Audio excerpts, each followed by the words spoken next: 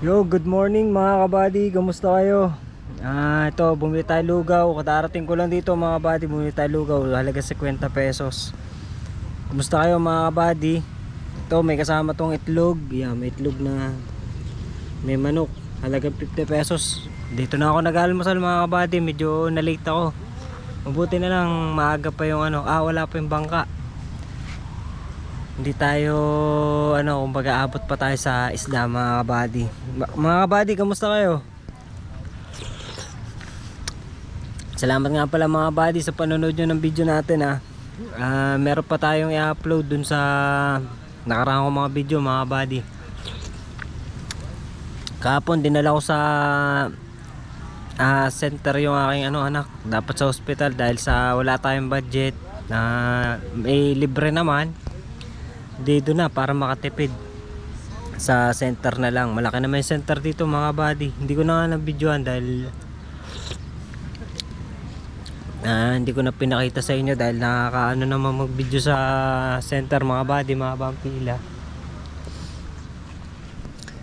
So yun nga mga buddy, masarap dito sa dagat pa rin. Masarap dito mga buddy maligo ganda ng araw maganda dito maligo, swimming, tapos re-relax ka mga buddy gaya nung nakaraan. Masarap dito sa tabing dagat talaga. Pag maganda panahon, maganda dito mga buddy. Maganda ang panahon dito. Pag maganda panahon dito, maganda. Ayan tayo dito sa gulong mga buddy, bago pa So kakain muna tayo mga buddy. Sana kumain na kayo mga buddy. At masarap-sarap to, halagang 50 pesos. Busog na, nakakabusog na rin, laman tiyan na rin mga buddy. Yun yung mga nag-iigib mga buddy, isang timba 50. Ayan yung mga nag-iigib dito ng tubig 50, 15 pesos lang isang timba. Medyo malayo dun sa aming kaya kung mag-iigib ka, nakakatipid pag mag-iigib ka. Kaya lang siyempre hindi tayo makapagdala ng timba pag may isda na. Mahirap, walang lalagyan ng timba. Buti kung naka-tricycle tayo, ayos sana mga buddy.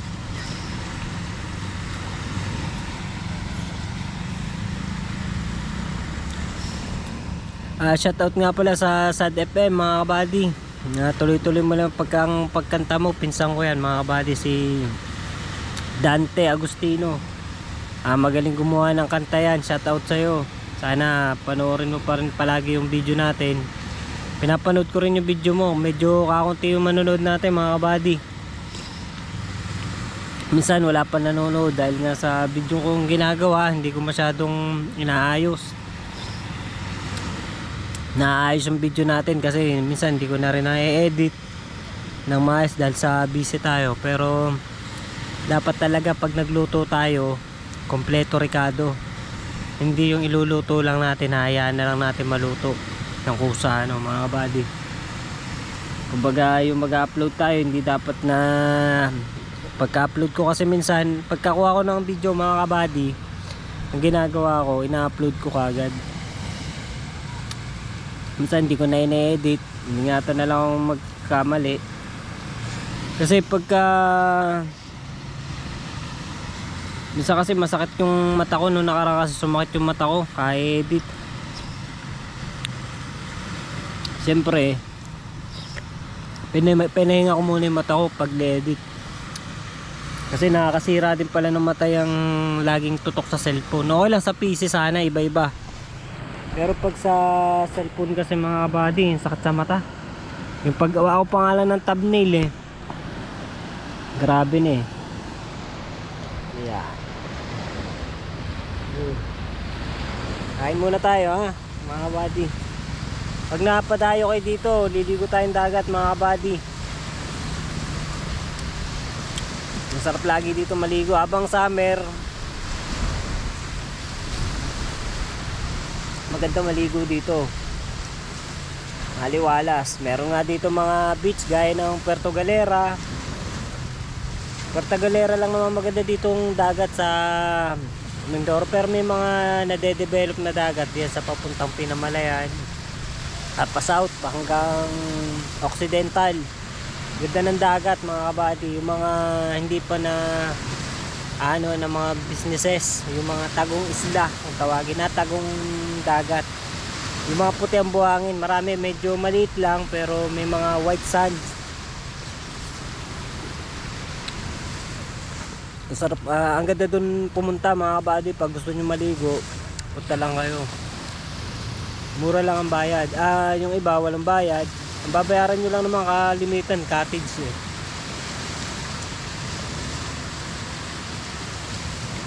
Ganda ng singat ng araw, hindi pa masyadong mainit.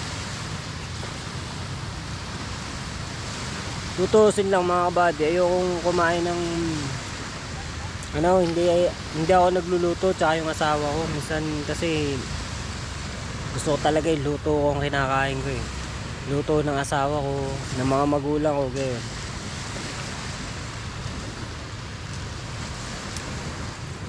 Pagluto kasi ng iba, ewan ko ba?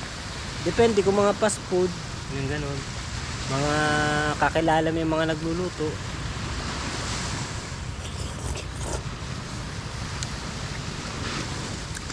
Noong nakaraan kasi nakakain ako kumain ako sa ibang mga kainan, may tamtax yung kanin nila. Kalawangin na. Pagsubo ko, nakagat ko. Ang sama nun mga kabady, yung dapat pag nagluluto tayo ng pagkain, natiyakin natin na yung kakain no? Kasi kawawa din naman mga kabady kung nalunok yun, pati lalasa yun sa pagkain. Mula nun, di na ako kumain sa mga labas. Yung sabi mo, kakain ako sa mga restaurant na di yan sa tabi-tabi. Kung sa mga inasal, nakakain ako niyan, yung mga pagkain talaga na sa labas, mga Jollibee, mga fast food. Pero pag yung mga sa kalye-kalye, yung mga kainan na hindi ko naman kilala, gaya ng mga, siyempre dadayo ko sa isang lugar, may mga restaurant doon. May mga restaurant naman na malinis talaga. Kaya lang yung mga ibang restaurant na pabaya sila sa pagkain eh. Hindi naman lahat. Siyempre hindi naman perfect yung pagluluto nila eh. Minsan baka hindi nila inasahan, may napasama, pero kailangan check nila yun. Mahirap na buhay ang nakasalalay dun sa makakain ng kalawangin na tamtax. Ang tusok pa, hindi butas ang bituka.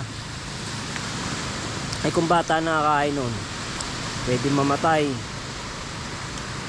Kawawa naman. Kahapon mga kabady nga pala, hindi ako nakapagtinda. Nabanggit ko nga kanina, dinala ko sa center yung aking anak. Suka na suka, dumi ng dumi. Hanggang kanina pag alis ko, naawa nga ako mga kabady, hindi siya makakain na maayos.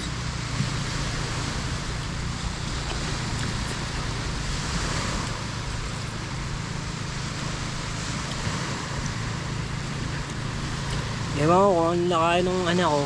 Kasi ang naalala ko lang, binili ko siyang halo-halo, tsaka may dumating na ice cream nung pagkaubos.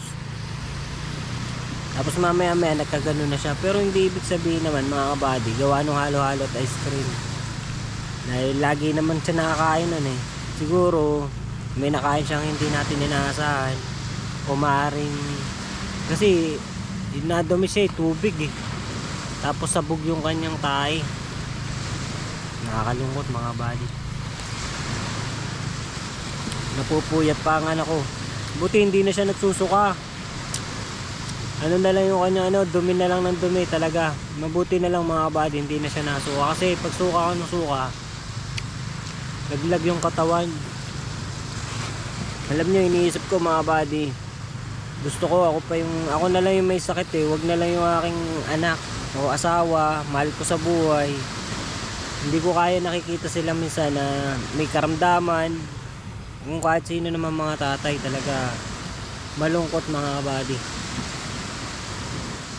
Sino magulang, nanay, pag nag-alala yung tatay at nanay, talagang pag ang anak nila may sakit, halos hindi sila makakain. Naranasan ko yun mga kabady. Kaya sana naman wag mangyari sa pamilya natin yon, sa pamilya nyo. Okay lang mahirap tayo mga kabady, wala tayong maraming pera. Mahalaga yung pamilya natin ligtas, walang sakit. Yung pera naman, di naman yan na nakakabuhay ng tao eh. Oo, bagaman kailangan natin, dahil pag na-hospital, kailangan paggamot, kailangan ng pera. Ibig ko sabihin eh, kahit kunti lang yung pera mo, pwede kang mabuhay. Basta wala kang sakit.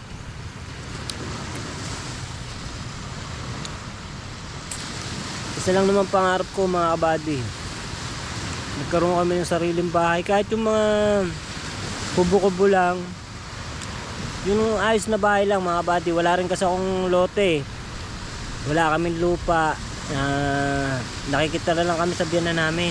Sa biyanan sa magulang ng asawa ko. Wala kami sariling tahanan sa ngayon. Kaya nag-iipon ako mga kabady. Makabili kami ng lupa kahit yung tigsi 50 mil. Your rights lang mga kabady, okay na sa akin yun. Matayuan ko ng bahay namin, ng pamilya ko, na magiging ako, lalo na magiging 3 na yung anak ko mga kabady. Buntis yung asawa ko, 4 na buwan at kalahati. Gusto ko bago lumaki yung baby namin, may bahay na kami. Kaya nag-vlog ako, nagbabaka sakali ako sa vlogging. Totoo niyan mga kabady. Marami mga vlogger na sikat, nakakabili ng marami sasakyan. Hindi na ako naghahangad nun mga kabady. Gusto ko lang makabili ako ng maliit na lote, matayuan ko ng bahay kahit talagang ano lang, 100,000, pinakamahal na yun. Kahit bahay na 50 mil lang halaga, mahalaga may bahay kami mga kabady. Kaya lang ngayon yung malaking, yung ganung pera, maliit na yun eh. Dahil sa mahal na materyales,